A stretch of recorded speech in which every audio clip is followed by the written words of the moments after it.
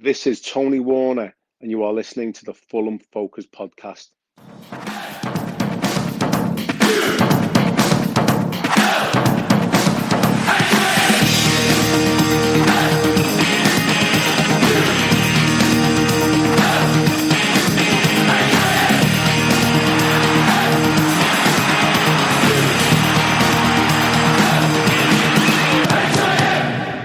Fulham.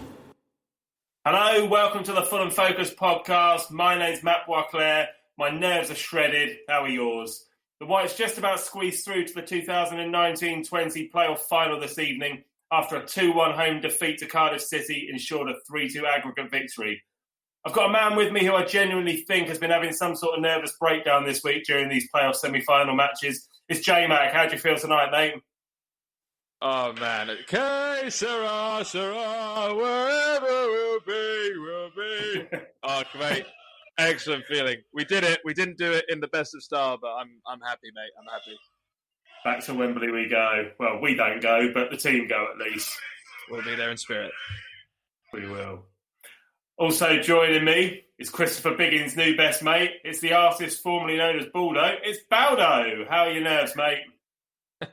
I still have them, man, for the love of God. These jokes, I'm getting more and more insider every week. No one outside of Fulham Focus gets the gist of them. And I don't know if that makes them good or bad. But my God. There's something anyway, and they are fabulous sausages. Oh, anyway, I need a laugh after the night we've had. I need a laugh. Yeah, I need a drink. I don't know about a laugh. Jesus. Anyway, let's look back at the game. Fulham. Right, well, Fulham were unchanged from the starting lineup that did so well in South Wales on Monday night. Mitro was still missing. J-Mac, do you think that had we been behind going into this evening, he would have been risked? Probably not, but there's a part of me that thinks that the fact that Mitro wasn't even on the bench is just sure enough that he wasn't worth even risking slightly. I think I probably... If I had known that we were going to concede as early as we did and in the fashion that we did, I would have definitely have liked to have Mitro on the main starting lineup. But to be honest, I think the fact that he wasn't on the bench speaks volumes enough that it was quite serious. It sounds like he was in training and he probably should be okay for Wembley. But no, I approve of the starting lineup, to be honest. It's what I wanted to begin with. He looked super relaxed, to be honest. They kept showing him on TV. I think he was sat in Johnny Haynes stand up in the wooden seats. Looked very relaxed. And he didn't look too depressed either, which is the main thing. I think he knows that he's going to be playing the next game. Let's hope so. We're definitely going to need him back. Baldo, Anthony Knockout had an early chance, first few minutes. He cut back inside in the penalty area, but his shot hit the keeper when Onward was square. Do you think he did the right thing in having a shot, or was it just classic greediness from Knockout? I think there was a touch of greediness there. I know that Onward was the option. I think, in all honesty, he should have passed it to Tom Kearney, who was pretty much unmarked outside the box. I think if he'd have given it to Onward, if you go back and look at it, there wasn't a lot of space for him to work with. So I think if he'd have given it a slide rule pass to Tom Kearney, who would have had acres of space in front of the goal, I reckon that probably would have been the better option. But again, it just comes down to Anthony Knockout. Whenever he gets the ball, in the box on his left foot, he always seems to make the wrong decision. And it's just baffled me how we've managed to get through this stage of the season. We've gone through this long, and he still hasn't quite worked it out. It's baffling. It's almost like when he gets into a certain range of the goal, everything else just disappears out of his mind. And it's just like, right, there's just one thing I'm going to do. I'm going for goal. Go on, J-Mac. Well, I was just going to say that I thought, in spite of what you're saying, there were some really nice moments from Knockout tonight in the early in the early phases of the game. Anyway, he played almost like a number 10 at times. There were some really, really good balls into the attacking third, I thought. But yeah, once again, end product not good enough, and he did the classic, aiming for the top left bins and going way over. But still, I still would have started Knockout tonight. I thought he did all right. Good stuff. All right. Sky Sports made a big deal saying that Neil Harris had drilled into Cardiff that they must score first at all costs. And lo and behold, 8 minutes in, they took the bloody lead, didn't they? To me, it looked like a foul on the goalkeeper, on Rodak. There's a player just stood right in front of him, and I think it was Danny Higginbotham, the co-commentator, saying, well, he doesn't really touch him. What do you mean he doesn't touch him? He stood in front of him and puts his arm out to stop him coming to get the ball. It's clear obstruction. Yeah, I've been a defender of physical football over the years, and I still am to some extent. And I think if that was I don't know who the guy was challenging Rodak. If he was actually going up trying to get the ball, then I think I would. You could have made the case that Rodak should have done better. But the fact the defender was completely blocking him off, so I think we do have the argument of a foul there. Whether or not in a VAR world, whether or not that gets overturned, we just don't know. But I mean, thankfully, it didn't matter much in the end. But yeah, I think Cardiff were very lucky on that occasion. Yeah, I was just going to add to that. I think Rodak was looking for it too quickly. I don't think it was necessarily a foul, but just I think Rodak should have played until the ref blew his whistle there. Looking too much for an excuse too early, in my opinion. And just onto Neil Harris really quickly, something I'd like to have said at the beginning is just, I hope we weren't celebrating as we won the tie too much tonight as well. He's just absolute. Very good. Oh, man. What a flipping so-and-so he is, man. I'm so glad we won. Yeah, me too. Yeah, I mean, Cardiff renowned for scoring from set pieces, aren't they? And that goal reminded me a little bit of the Bettinelli West Brom goal earlier in the season when he kind of got blocked off. But this was more blatant a foul. Like you say, it didn't matter in the end, but that could have been a crucial goal to concede after 8 minutes. I mean, I've spoken to a lot of you guys and the rest of the team as well throughout the week, and we all kind of agreed if we can get to the first drink break without conceding a goal, then we should be in pretty good shape. And of course, 8 minutes in, we're a goal down. And you know what I'm like as well. As the game's going on, I'm writing down notes for the show on my phone for the podcast. So I'm busy writing about the goal and writing down some notes about the goal. Looked up just as Neeskens was tapping in the equaliser. 24 seconds later, Baldo, talk me through the goal. Well, I think a lot of credit needs to go to Cyrus Christie for. He didn't start the move off because I think we won the ball back. It came through Tim Ream first, but Cyrus Christie gave a great defence splitting ball. Moving the ball way up the field. I think he needs to get a lot of credit for that. Brilliant work up the right hand side to sort of build up, and then a brilliantly drilled ball across the box, and Cabano's there at the back post to tap in. It goes back to what we've been saying. We've been trying to cross the ball in, and there's not been that centre forward there. We've been missing Mitrovic to some extent, even though we have the stats that say that we've been good without him. So, but we've been seeing it in these games. We've been crossing the ball in or getting the ball out wide, and there's no one there. And it was the same again. It was just lucky the Neeskens Cabano had the brains to make that darting run into the box to finish into the back post. So I think credit needs to go again to Neeskens Cabano for having the brains to think of that. Neeskens Cabano as well, but I just want to say I think the assist from Bobby Reid was sublime, and I just really, really, really lovely cross to him. And obviously Cabano, 5 goals in 4 games. What can you say? I mean, that's just I can't believe the levels that he's gone to, and I really hope his injury isn't anything too denting for the next game coming up, the final, of course. But I just want to say that Bobby Reid's assist was masterful, and I just think kudos to him as well. Hell of a ball, and it was on the end of a 10-pass move, Sky said. I hadn't counted it. I was too nervous to sit there and try and pick out the details like that. But yeah, hell of a ball from Bobby Reid. Cabano does excellently to get in front of, was it Bacuna? Who should have reacted better, in all fairness. But instinctive finish from Cabano, and I can't believe a few weeks ago I was saying nothing exciting ever happens when Cabano gets the ball. Now we're talking about a player who's got 5 goals in 4 games.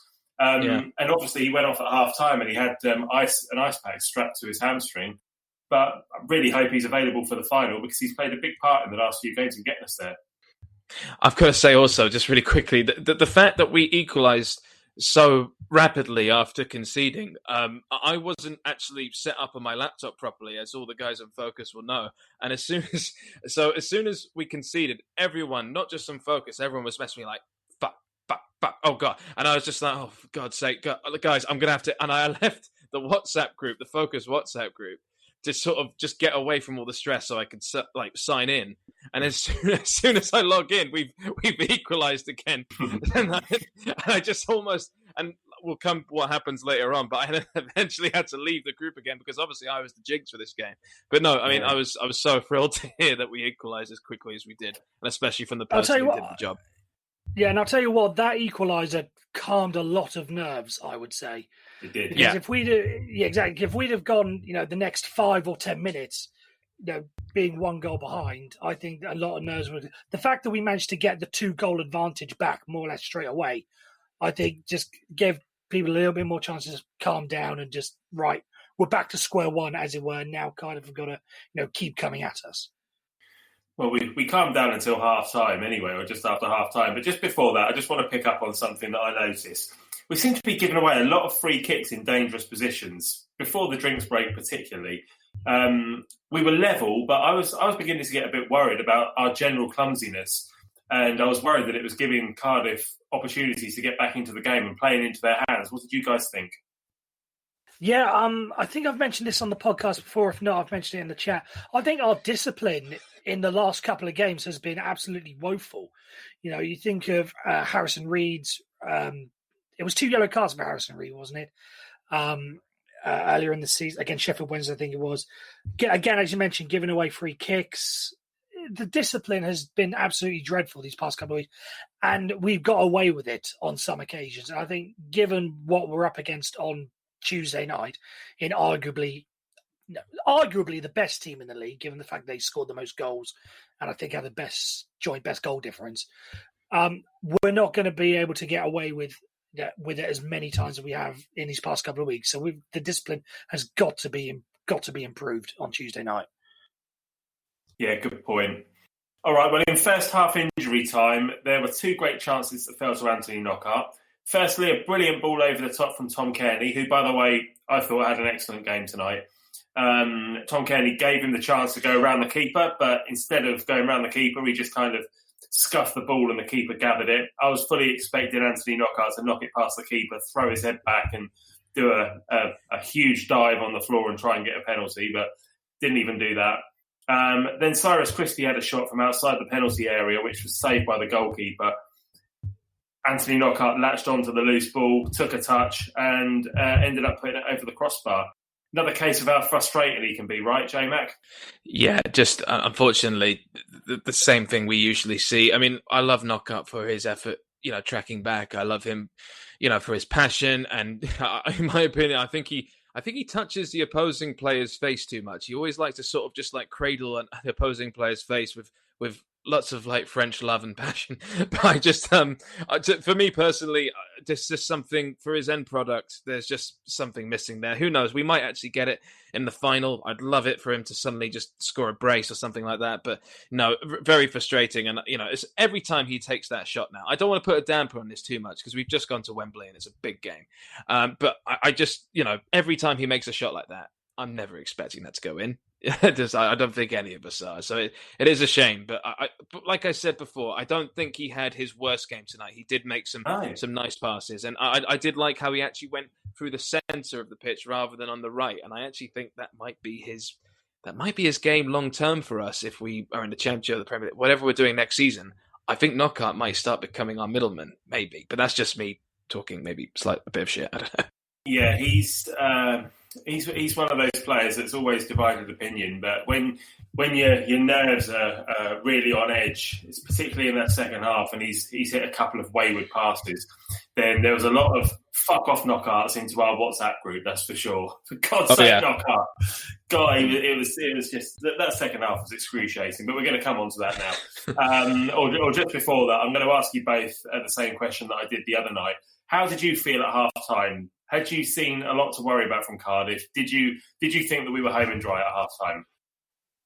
I didn't, because I couldn't see us getting. I can see us mastering up much offensively, because at half time, because then we brought on Kamara and he caused a bit of problems. But at half time, no, I didn't see it. And I knew there was going to have to be a game where the defence would have to grind out the result. And if Cardiff are going to throw wave after wave after wave on us, then it was going to. I reckon it was going to be tough for us to be able to hold off. And as we know, we didn't keep them out totally. So no, I wasn't feeling confident at all, even though it was still a 2-goal lead. Yeah, I mean, I thought. I think Reece alluded to this actually just a few minutes ago. As soon as we scored the equaliser again, I felt we were fine. I felt like it wasn't pretty. I felt we were doing, and I thought Tom Kenny really helped for us taking control of the game and making things a lot calmer in the middle. But I personally wasn't as worried as everyone else. I think it was what happened in the second half that started to really pull in the short and curlies for a lot of us. But no, after the second half, I was happy, and I thought, we could definitely have won in the next half after that. Yeah, I went to my mum's to watch the game again. It's kind of a tradition now during lockdown. Whenever I go to my mum's to watch a game, Fulham win, and whenever we watch it at mine, we don't. So Right. I always go around there, and I'm definitely going around there on Tuesday as well, whether she likes it or not. And Yeah. and yeah, we kind of said at half time, I said, well, before the game, I'd have been happy if we were level at half time, and we are level. I wasn't expecting it to be 1-1. I thought it would probably be 0-0. But I thought we were dealing with the long balls into the box all right. All right, Cardiff had a couple of opportunities and they had scored, but I felt generally, looking back on it now, we weren't really under the cosh as much as it felt like we were at the time. But just because you've got all that angst inside you from it being such a big game and you're not wanting to concede, I think it felt worse than it was at the time. But anyway, I was happy at half time that we were level. At half time, or according to Sky, Cabano was struggling as the teams came out. So on came Abubakar Kamara. And then, as I said earlier, you saw Cabano with an ice pack on his hamstring later on. Meanwhile, Cardiff brought on Tomlin and Mendes Lang. And as the Cardiff subs combined, we conceded immediately after the break. It was the worst possible start and worst possible time to concede, whichever way you look at it. Baldo, was anyone at fault for you here? I think a couple of players were at fault. I think Rodak should have done a lot better in dealing with. I know it was a bit of a reaction thing, but I think you've got to be pushing that ball either over the bar, wide, or away from danger, at least not straight back into it. And as a result, I don't know how much you can really put on Michael Hector because he sort of took a swipe at the ball and couldn't quite get the ball away. Again, could he have done better? Ball was straight out from Rodak. It was a calamity. It was a multitude of errors. Let's just put it that way. I think a lot of players, could have done a lot better in that situation. You could even make the argument playing the offside trap a little bit better after Michael Hector got the ball away because Tomlin was marginal in terms of staying onside, offside in that situation. So blame goes to a lot of players on that situation rather than just one. I think it was Michael Hector that fudged that personally. I thought Rodak made a really good save, and Hector's touch really screwed everything up, to be honest. And I feel like it was a very similar thing that happened later on in the 71st minute. Rodak was livid once again. He did all the hard work with a save, and then his defenders didn't help him out at all. Michael Hector, for me, this game was a bit rusty with some of the touches he made of the ball. And for me, I mean, look, shit happens, but for me, if I was going to blame anyone, I would say it was an error from Michael Hector with his clearance and just his handling of the ball for that. I'd have to agree with that. I thought it was a good save from Rodak. The initial save, it was almost came at him, and it was at him, but I thought he did well to get his hand to it. Could have gone anywhere, but it's just a shame it didn't go to safety. And then you're right, Hector kind of didn't deal with the second ball, and it was a really good finish from Tomlin. He's brought it down and put it in the bottom corner, really instinctive finish. And yeah, we were really up against it after that, weren't we? It was just like really the worst possible time to concede, as I said. Yeah, I felt like... I just want to say, sorry, mate. There was an amazing cross in the 55th minute from Bakuna, and from then onwards, what reminded me? It reminded me of when a team suddenly starts coming at you and starts having all the momentum in the 85th minute, where it felt like they were having that in the 55th minute, and it sort of made me confident because I knew that they were going to run out of steam, which eventually they did, and the ball eventually came back in our favour a bit for a time. But yeah, it was all coming right at us, and I think in the 58th minute as well, Rodak got a yellow card for time wasting, which in my opinion is bollocks because I really don't think he was. I've seen a lot longer time wasting given for yellow cards than that.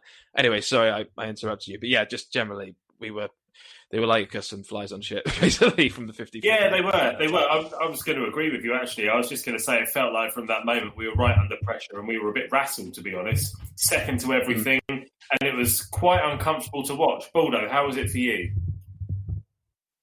Oh, it was terrible because, like I said, I couldn't see our attack mustering anything at that point. I couldn't see us mustering anything. So, yeah, it was nervous. And Cardiff had a couple of chances that the more, the better of them came later on. But there were a couple of times where Cardiff were getting in positions where you think, oh God, this is going to be it, and extra time looming and all that sort of stuff. So I was barely getting through it without having to duck behind the sofa, let's just put it that way. Yeah, you were not alone. I was exactly the same. I was pacing around the living room. It was awful. And I kind of think as well that it wouldn't have been as bad if we'd have been in the stadium all together and try to, influence the game and will the team on. But where you're at home kind of pacing around and there's no atmosphere at home, it's much harder. It's much more nerve-wracking. That's what I found anyway. But Jmac, you touched upon it. But yeah, we kind of came back into the game and AK burst into life with 2 efforts from distance, both superbly saved by Alex Smithies, particularly the second one that he turned onto the inside of the post right before the drinks break. Wonder whether he's going to be in contention to start for the final now. What do you reckon, Jmac? I would start him personally. If Cabano's fit and AK were fit, I mean, it's a bit rogue, but I would have Cabano on the left and Kamara on the right, MKK. But I with Mitchell up top, of course. But Kamara was interesting in this game because it was interesting to see how much damage he could do from the left-hand side as well as the right, as he usually plays. I thought he was fantastic tonight on the left, and that save from Smithies was sublime. I mean, like that was not. I mean, I thought he hit the post. That was actually a save from Smithies for it to hit the. I mean, that was a fantastic save. But I would, if hopefully Cabano will start the next game, I would like to see Kamara start as well, but I like to think that Scott Parker will be a little bit more, sort of conservative and just have at least one more sort of, I don't know. I think he's still going to start Knockout and have Cabana on the left, but from what I saw of Kamara tonight, I was really impressed, and I would like to actually see him start as well. Yeah, I think Kamara is still, to me, it's the bull in the china shop routine whenever he comes on, just barreling around, running around. I think he only needs to start if Cabano can't, essentially. That if things are level as they are, but if Cabano can recover in time, I would start Cabano. I still think Kamara is a impact player off the bench. This is getting a little bit of deja vu from last time around, because I remember Kamara was, again, an impact sub last year, or no, not last year. The last time we got promoted, he was an impact sub, and then later towards the end of the season, then he started coming into the first team. I think it may have been Ayite he replaced. So it's getting similar to that. But yeah, Kamara stays on the bench for me and is the impact sub in my mind.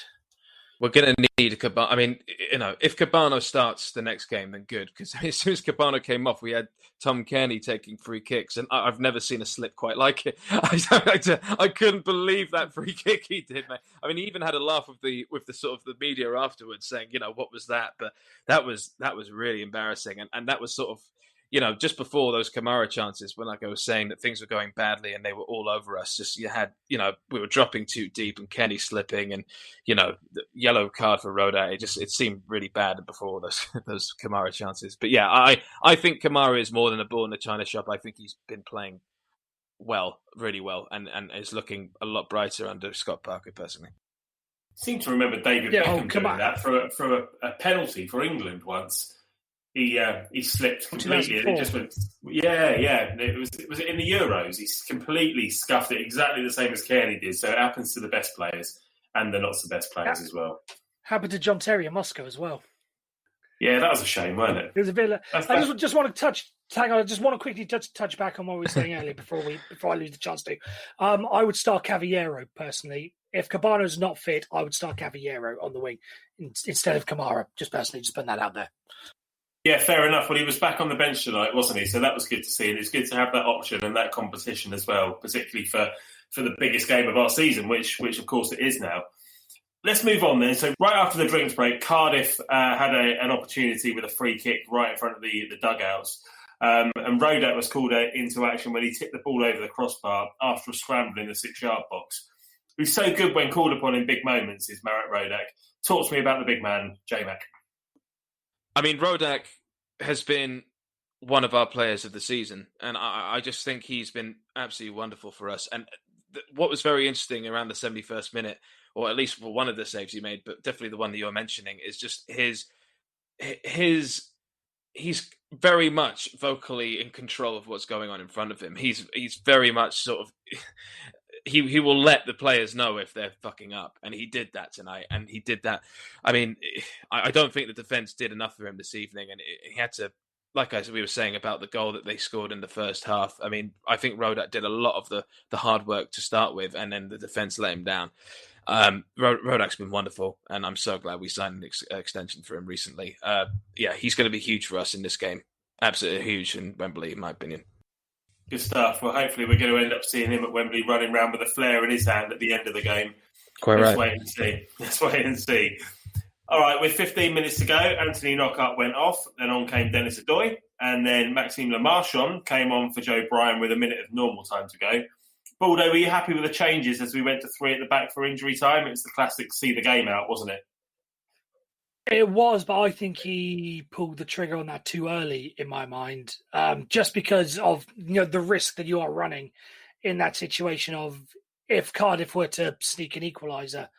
Equaliser? Yeah, equaliser on aggregate. Similar to, like they did right at the end with the chance that went over the bar. Then you're taking off your attacking options, and then you've got to basically restart again, because then you probably would have had to have taken Adoy off and put Cavallero on or something like that. So I think he just pulled the trigger too early on that. But I would have waited another 10 minutes or so before we went to shut up shop. Okay. What did you think of Josh Onomer's shithousery at the end when he's kind of rolled over, got the ball, and then just wouldn't give it back? He obviously took a yellow card for it right at injury time, but he was just curled up in a little ball, hanging onto the ball.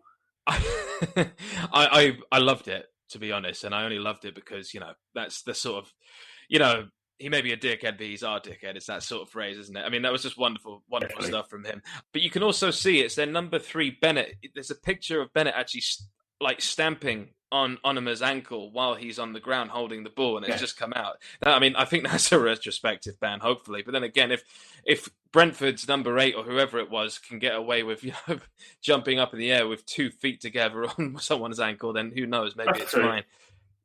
Yeah. I mean, it's just ridiculous. But anyway, no, I love that from Onomer. And talking about the subs, in the 89th minute, I thought it was very interesting to see the famous piece of paper back on again. Maxime Lemarchand with this piece of paper just looking so lost. I've missed that piece of paper. Yeah, then passing it to Kearney looking at it, and then accidentally dropping it. It's just ridiculous.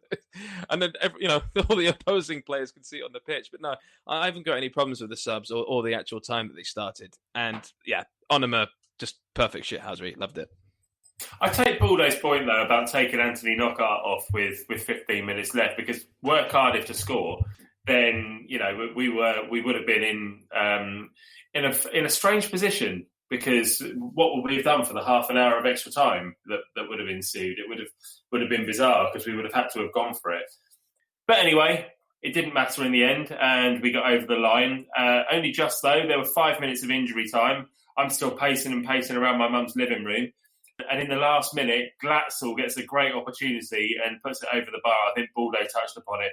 Did you guys think it was in? What did you think when that came over his shoulder? And after he missed, did you think that's it, we're home and dry? Yeah, it was a proper heart and mouth moment, wasn't it? The commentators, it's a cliche, but one last throw of the dice. And I think that, given the timing of it, that was their last throw of the dice. So when the ball went over, I did think, oh my God, we managed to survive it. But my word, we were made to work hard. Just put it that way. I couldn't have been the only one that thought, oh my God, this is it. Yeah, look, I've been a bag of nerves recently, especially since Brentford beat Swansea last night. But I'll be honest, I've had 5 pints at the pub tonight, and I've had 2 margaritas that my lovely wife made for me. And I honestly I wasn't worried at all. I don't know why. I think from about the 90th minute onwards, I knew we were fine. My only disappointment is that we've broken our unbeaten sort of streak, as it were, and we're going into this game, into Wembley, with technically a loss. But no, I don't buy that. We've had to play a game over 2 legs. All right, we've lost in 90 minutes tonight, but it was game management, and we've come out at the end of it with the overall result, and that's all that matters. You can't look at one leg and think, oh well, we lost that leg. Who gives a shit? We won tonight, and we're at Wembley. Well, do you think Cardiff think, oh well, we won our last game of the season? Of course they won't. Well, it was something that Neil Harris would say. The prick. I'm sure he'd say so. But You really don't like him, do you? I didn't. Yeah, no, not my bag at all. But anyway, sorry, Baldo. What do you think? Hot potato into Baldo's lap there. Yeah. What about Neil Harris? I was going to say I've got no problem with Neil Harris personally. Does this stem from his Millwall days, by any chance, J-Mac? I think he does slightly. Yeah, I don't know. I thought his behaviour after the last game, his comments afterwards, even though they were factually correct, everything he was saying, I didn't like the way he was saying them. So yeah, I don't know. Right. That's your prerogative, mate. That's absolutely your prerogative. Let's come on to man of the match then. Baldo, are you going to get off the fence and get the splinters out your ass this time and pick a man of the match? No, honestly, no, because I don't think there was any major. You know what? I'll give it to Cabano again, just because he scored the goal. I don't think any players really sort of stood out properly like Onward did in the first game or anything. It was a team effort. It wasn't the greatest of team efforts, but it was a team effort nonetheless. So Cabano by default. I'm going to go with Tom Kearney. I'm going Tom Kearney. I thought Tom Kearney was really good tonight. I thought we're starting to see him. Just glimpses of him and what he can do far more than we've seen, this season really, probably since this time last year when the season started again. So I'm hoping that one of our big game players is just starting to come back into form just in time for a big game. What do you reckon, Jmac? Well, I was just going to ask you, would you start him? I mean, I think it's obvious we'd start him, but I mean, he seems to be pretty comfortable the past game and a half now in that sort of number 8 role, but not the sort of bitey number 8 that we're used to in a sort of Stefan Johansson shaped hole, but the sense of that he works quite well alongside Harrison Reed and just behind Josh Onward, making the clever passes and being more conservative and being more contained. So you would definitely have him starting the next game alongside Onward. Yeah. I would now. I wouldn't have had him start in the first leg at Cardiff because I would have played our more successful and informed midfield. But since the last couple of games, since these 2 Cardiff games, I've just seen him. I've seen him grow in those 2 games again. And tonight, I just saw him get the ball, beat players, goes past players, and head up, looking to play people in. And that's the Tom Kearney that we used to enjoy watching, and we haven't seen much of that this season. And if he's just hitting form now, then that's brilliant. That's such a good timing for us. Hold on. There's a stat here for you. Frenchy, that I know you'll love. It just came across Twitter while we were talking earlier. Tom Kearney created more chances in open play versus Cardiff than any Fulham player has in any game all season. So that was the most chances created in open play by any player in any game. So he's finally back to his best. Fantastic. That's what we've been crying out for. Our playmaking midfielder creating opportunities. So fabulous sausages, Baldo. Oh, fuck off with this! I like Richmond sausages. Is that such a crime? What a line! They do vegan sausages now, Richmond's, and they're fucking awful. You know me. You know I'm not touching anything vegan. No, that's fine. Jmac, your man of the match. I think it's got to be Cabano. Like we keep saying, 5 games and 4 games, the form, the equaliser, how quick it was. I mean, yeah, it's got to be Cabano. But I just want to give a really special mention, a moderate mention to Tim Ream in this game. I know we conceded a couple of goals in this match, but I thought Tim Ream made some really, really, really good passes in this match. There was some really nice footwork from him, stuff that I haven't actually seen a lot from him this season. Just a special shout out for Tim Ream for me. I thought he made some really killer passes for me, and it's going a lot more forward with the ball than I expected him to in this match. Tim Ream, special mention, but definitely Neeskens Cabano, man of the match. Good stuff, mate. All right, well, we're going to come on to a Parker rating then. Baldo, coming to you first. He gets a 6 for me. A lot of this stuff, were mistakes by players on the pitch. Personally, we mentioned, Rodak probably, arguably could have done better for the first goal. He definitely could have done better for the second goal. Michael Hector, there was a lot of mistakes on the pitch, but I just think his dealing, the way he dealt with the game as it adapted and as it went through, didn't sit right for me. I mentioned making the defensive substitution too early. Thankfully, it paid off. It didn't come back to bite us. but I just think his management on the night, left something to be desired. So I'm giving him that. All right, I think that's harsh. I'm going to give him an 8 because we got the job done. All right, we didn't get it done as comfortably as we hoped, but I don't think it was as tight as perhaps the scoreline suggested in the end. We were up against it at times, but we dealt with it. We dealt with the aerial threat quite well. There weren't many times when Rodak had to make any saves where you thought, oh, bloody hell, that was really close. Maybe apart from the volley over the crossbar at the end. So I thought we did all right. So, yeah, that's my verdict. What about you, Jmac? I mean, I don't know what Reece is talking about. We're going to Wembley, you oaf. I'll give him an 8. I mean, this is a spectacular evening. I think,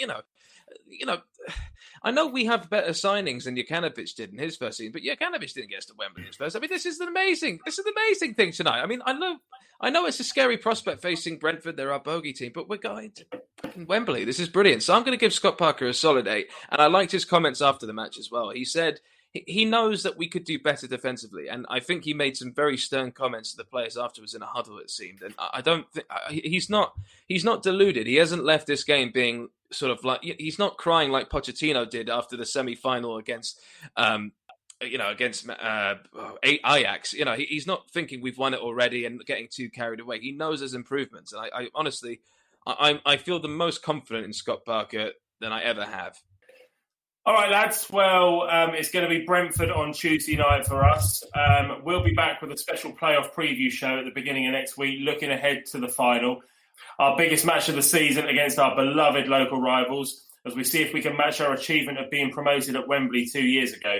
It's going to be a nervous few days, but we're all in this together. Lads, thanks for joining me, and to you all for listening at home. Speak to you in a few days. Come on, you Whites.